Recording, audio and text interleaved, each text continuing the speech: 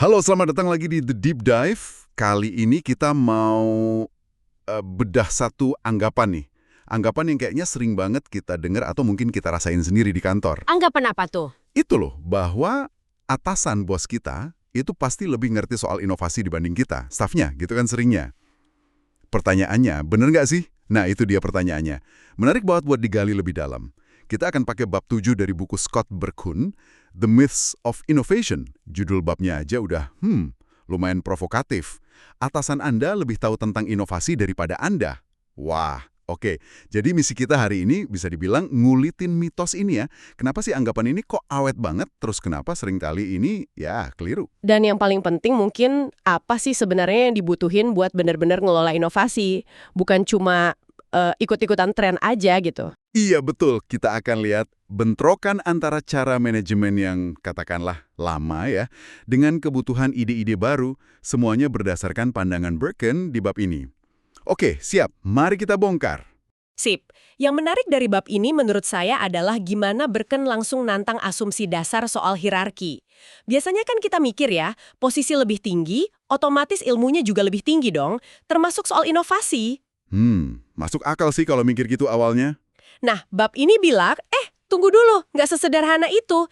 Ini bukan cuma soal hubungan bos sama anak buah, tapi lebih ke, ekosistem seperti apa sih yang bikin ide baru itu bisa tumbuh subur? Lingkungannya gitu. Oke. Berkun itu memulai dengan gambaran yang cukup menggelitik ya. Coba deh Anda bayangkan, tokoh-tokoh super kreatif dalam sejarah. Siapa ya? Einstein, Mozart, Marie Curie, atau bahkan Steve Wozniak yang ikut bikin Apple. Kalau mereka hidup terus kerja di kantor modern kita sekarang. Waduh, gimana tuh jadinya? Bayangin aja mereka mesti ikut rapat status mingguan, terus ngisi laporan progres harian, dinilai pakai performance review apa tuh tinjauan kinerja tahunan yang kaku banget aturannya. Belum lagi absen pakai kartu, terus ikut acara company wide, acara kumpul-kumpul seperusahaan, yang mungkin buat mereka, ya ampun gak nyambung sama sekali gitu. Iya, kebayang sih. Pertanyaan lanjutannya kan, apakah lingkungan kayak gitu bakal bikin kejeniusan mereka makin berkobar atau malah bikin padam ya? Itu dia. Berkun kayaknya menyiratkan sulit banget ngebayangin mereka bisa optimal di tengah struktur yang serba teratur, penuh prosedur, kadang birokratis gitu. Sifat kerjaan mereka kan eksploratif ya. Nggak bisa diukur pakai metrik harian yang sama persis kayak katakanlah pekerja pabrik gitu ya. Betul. Nah, ini mungkin relate nih buat sebagian dari Anda yang dengerin. Pernah nggak sih ngerasa punya ide keren, tapi kok rasanya susah banget gitu jalannya? Kayak kejebak di labirin persetujuan, laporan, rapat, aduh nggak habis-habis. Ini kontras yang pengen ditunjukin Berkun ya. Dunia korporat yang terstruktur versus kebutuhan inovasi yang seringkali ya agak berantakan prosesnya. Iya. Nah, Berkun terus melacak akar masalahnya, katanya itu ada di sejarah manajemen itu sendiri. Oh, gimana tuh maksudnya? Mundur ke belakang gitu? Iya. Coba kita mundur sedikit. Manajemen modern yang dirintis tokoh-tokoh kayak Frederick Taylor, Henry Ford di awal abad ke-20, itu kan lahir buat jawab kebutuhan spesifik zaman itu. Kayak efisiensi pabrik gitu ya? Betul. Efisiensi pabrik, kelancaran operasional bank, ketepatan jadwal kereta api. Fokus utamanya ya optimasi, kontrol, sama prediktabilitas. Pokoknya gimana caranya kurangi kesalahan, kurangi penyimpangan, pastiin semua jalan sesuai standar. Itu yang sering disebut scientific management, manajemen ilmiah itu ya, yang fokusnya ngukur output per jam, mecah kerjaan jadi tugas-tugas kecil repetitif. Persis. Dan memastikan semua orang ngerjain hal yang sama persis. Intinya, kontrol ada di tangan manajer, bukan di pekerjanya. Nah, disitulah letak konfliknya sama inovasi kan. Filosofi manajemen yang dibangun di atas pondasi kontrol dan standarisasi ini, ya secara fundamental seringkali berseberangan sama jiwa inovasi. Karena inovasi Inovasi itu kan soal nyoba hal baru ya, penuh ketidakpastian, butuh ruang buat gagal, buat eksperimen, hasilnya juga nggak selalu bisa diramal dari awal. Beda banget sama logika pabrik. sumber kita juga bilang, meskipun sekolah-sekolah bisnis top dunia kayak Harvard, Stanford gitu udah berevolusi ya, tapi warisan command and control, perintah dan kontrol ini masih kuat terasa loh. Masih nempel gitu ya DNA-nya. Iya, bahkan Amy C. Edmondson, seorang pakar manajemen terkenal, dikutip bilang kalau banyak alat manajemen modern itu masih pakai mindset produksi, cara pikir yang cocok buat pabrik pas nyoba ngelola inovasi. Padahal jelas beda binatangnya. Wah, oke. Ini menjelaskan kenapa sering ada gesekan ya. Tapi lebih jauh lagi nih, kenapa sih secara spesifik manajer yang biasanya kan orang pintar, berpengalaman gitu ya, seringkali kok kesulitan ngenalin atau dukung ide inovatif? Nah, ini menarik. Berguru bisa punya jawaban simpel tapi nyelekit. Manajer itu bukan cenayang. Bukan cenayang maksudnya. Iya, maksudnya nggak ada seorang pun sepinter atau seberpengalaman apapun dia yang bisa ngeramal masa depan secara akurat. Sejarah kan penuh contoh ide brilian yang awalnya ditolak mentah-mentah. Ah, iya bener juga. Kayak siapa tuh? Chester Carlson ya, yang nemuin mesin fotokopi? Nah, itu dia. Ditolak belasan kali katanya. Terus Lord Kelvin, fisikawan hebat itu pernah bilang, terbang pakai mesin lebih berat dari udara itu mustahil. Nggak lama kemudian Wright bersaudara ngebuktiin bisa. Jadi, kalau kita berasumsi atasan otomatis tahu mana ide emas, mana ide sampah, wah, asumsi itu rapuh banget ya ternyata. Tapi kan agak aneh ya. Pengalaman mestinya bikin penilaian lebih tajam dong, bukan sebaliknya. Kenapa bisa gitu? Kenapa pengalaman malah bisa jadi kutukan dalam inovasi?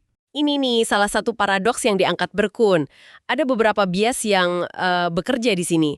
Pertama, justru karena pengalamannya yang mendalam itu, seorang manajer bisa jadi lebih resisten sama ide baru. Apalagi kalau ide itu kayaknya mengancam kerajaan yang udah susah payah dia bangun. Oh, jadi karena merasa paling banyak ruginya kalau status quo berubah. Betul. Mereka merasa paling banyak kehilangan. Ini nyambung sama konsep yang mungkin pernah Anda dengar, Innovator's Dilemma, dilema inovator. Itu loh, fenomena di mana perusahaan sukses justru gagal karena terlalu fokus sama bisnis yang udah jalan, terus ngabaikan teknologi baru yang disruptif. Contohnya kayak produsen kamera film yang telat respons ke kamera digital gitu ya? Nah, persis kayak gitu. Kesuksesan masa lalu bisa bikin buta sama peluang masa depan. Masuk akal kan? Masuk akal banget. Ada bias lain lagi? Ada. Yang kedua itu bisa kita sebut proteksionisme alami. Secara naluri ya, kita kan cenderung lindungin apa yang udah kita kenal, yang udah terbukti berhasil. Peter Drucker, guru manajemen legendaris itu, pernah bilang gini, manajemen cenderung percaya bahwa apapun yang sudah bertahan lama, pasti normal dan akan berlangsung selamanya. Wah, dalam juga ya. Jadi susah keluar dari zona nyaman, apalagi kalau zona nyaman itu ngasilin duit. Iya. Dan yang ketiga ini mungkin yang paling mendasar, kurangnya kesadaran atau pelatihan spesifik. Maksudnya? Jarang banget kan manajer itu dilatih secara eksplisit buat ngenalin bias-bias ini, atau gimana caranya nyiptain lingkungan yang ramah inovasi. Fokus pelatihan manajemen biasanya lebih ke arah, yaitu tadi, optimasi bisnis yang udah ada. Bukan gimana numbuhin sesuatu yang sama sekali baru, berisiko, dan nggak pasti. Oke. Jadi kita udah lihat nih kenapa mitos atasan lebih tahu itu bahaya dan apa akar masalahnya. Tapi Berkun nggak berhenti di situ aja kan? Dia nawarin semacam kerangka kerja positif gitu nggak sih? Betul banget. Daripada cuma nyalahin manajer melulu, Berkun ngidentifikasi ada 5 tantangan kunci. Tantangan yang harus dihadapi siapapun yang mau benar-benar ngelola inovasi. Ini bukan resep pasti jadi ya, tapi lebih kayak pola-pola penting yang muncul dari studi kasus proyek inovatif yang berhasil. 5 tantangan kunci. Oke, ini bisa jadi semacam peta ya buat para pemimpin. Menarik. Apa aja tuh kelima tantangan itu? Coba kita kupas satu-satu. Oke, yang pertama adalah tantangan ngelola siklus hidup ide. Ini bukan cuma soal punya ide brilian di awal, tapi gimana ngerawatnya. Dari mulai masih embrio yang rapuh banget sampai jadi sesuatu yang nyata. Termasuk ide gagal juga? Termasuk juga, gimana caranya mendaur ulang ide-ide yang mungkin gagal di percobaan pertama. Lingkungannya harus subur, jangan kayak ladang hangus yang bikin ide baru mati sebelum sempat tumbuh. Nah, di sini peran pemimpin krusial banget buat mastiin ide nggak mati prematur karena kurang perhatian atau kurang sumber daya. Kayak berkebun ya berarti, mesti disiram, dipupuk, dijaga dari hama, bahkan pas kelihatannya baru tunas kecil doang. Nggak bisa cuma ditanam terus ditinggal gitu aja. Oke, tantangan kedua. Nyiptain lingkungan yang tepat. Dan ini lebih dari sekedar kantor keren atau ada mainan di kantor ya. Oh, bukan soal fasilitas berarti. Bukan cuma itu. Kuncinya ada di psychological safety. rasa aman secara psikologis. Alan Kay, salah satu pionir komputer dari Xerox PARC, itu tempat legendaris di mana banyak teknologi komputer modern lahir kayak mouse, graphical interface. Dia cerita gimana manajernya Bob Taylor nyiptain suasana di mana orang bebas ngutarain ide gila. Bebas banget gitu. Iya, bebas debat sengit tapi konstruktif, tanpa takut dihakimi atau wah karirnya terancam. Ruang rapat yang ada beanbag-nya, kursi empuk tanpa rangka itu, sering jadi contoh simbolis budaya keterbukaan ini. Fokusnya harus ke ide, bukan politik kantor. Menarik. Jadi lingkungan fisik juga ngaruh ya? Orang merasa nyaman dan lepas. Oke. Jadi intinya bukan soal fasilitas mewah kayak meja pingpong atau kopi gratis ya, tapi lebih ke budaya yang bikin orang berani ngomong, berani beda pendapat, bahkan berani gagal tanpa dihukum. Nah, tepat sekali. Tantangan ketiga adalah perlindungan. Ini peran yang unik banget buat manajer. Jadi, tameng. Tameng? Maksudnya gimana? Manajer inovasi itu harus ngelindungin timnya dari berbagai predator organisasi. Misalnya, orang keuangan yang mau potong anggaran seenaknya, politikus kantor yang usil, para pembela status quo yang merasa terancam sama ide baru. Bahkan kadang lindungin dari birokrasi atau kebodohan organisasional yang suka ngerepotin itu. Ada contohnya nggak? Banyak. Steve Jobs misalnya, terkenal ngelindungin tim Macintosh dari intrik internal Apple di masa-masa awal. Terus tim di Toshiba yang ngotot bikin laptop pertama itu harus ngelawan resistensi keras dari para petinggi. Thomas Edison juga dengan persona penyihirnya itu jadi semacam perisai buat laboratoriumnya di Menlo Park. Jadi inovasi itu butuh modal politik juga ya? Betul, dan manajer harus rela pasang badan, kena peluru duluan buat timnya. Wah, ini kedengarannya peran yang berat banget ya. Butuh keberanian besar jadi benteng buat ide-ide rapuh di tengah tekanan korporasi. Iya banget. Oke, keempat, ada tantangan pengorbanan. Ini soal seninya imbangin. Di satu sisi kan ada visi besar, idealisme, kita mau mubah dunia. Tekanan pasar, produk ini harus rilis bulan depan, titik. Nah, pemimpin inovasi harus pintar mutusin. Mana nih yang harus dipertahanin mati-matian, mana yang bisa dikompromikan demi tujuan lebih besar. Atau kadang ya sekedar buat bertahan hidup dulu. Nggak ada rumus pastinya ya ini. Bener-bener butuh judgement, penilaian yang matang di tiap situasi.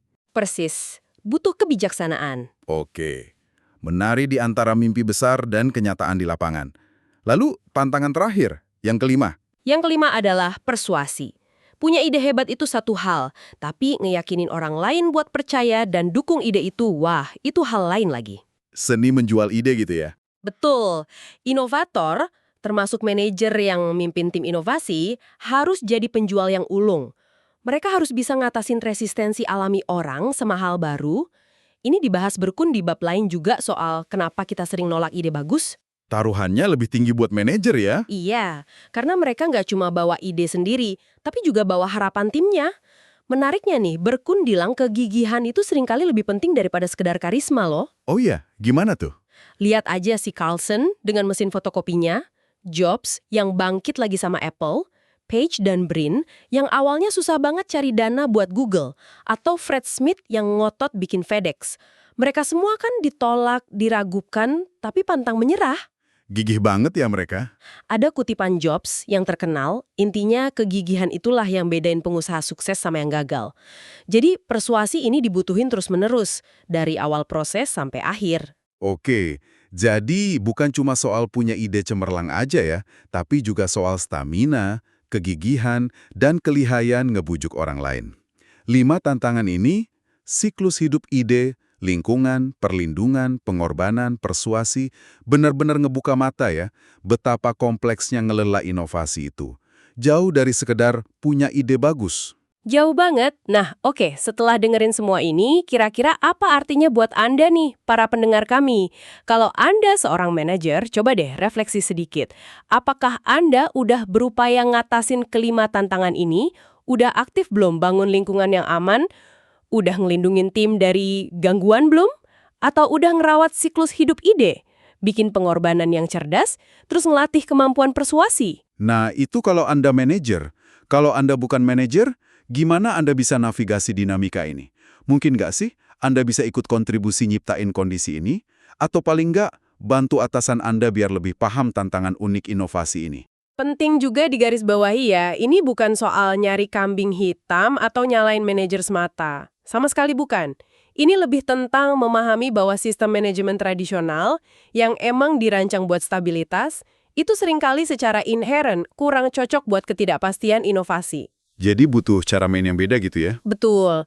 Mengelola inovasi itu butuh pola pikir dan perangkat yang beda. Kuncinya ada di kesadaran, kemauan belajar, ini berlaku buat manajer maupun anggota tim, dan keberanian kolektif buat ngerangkul resiko yang terukur demi masa depan perusahaan atau organisasi. Oke, jadi apa nih kesimpulan utamanya dari obrolan kita?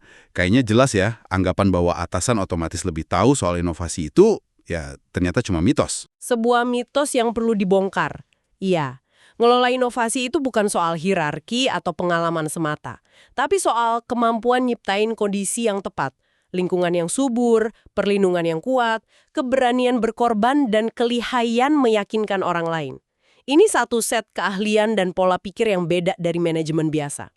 Nah, sebagai pemikiran penutup nih, coba kita balik sedikit lensanya.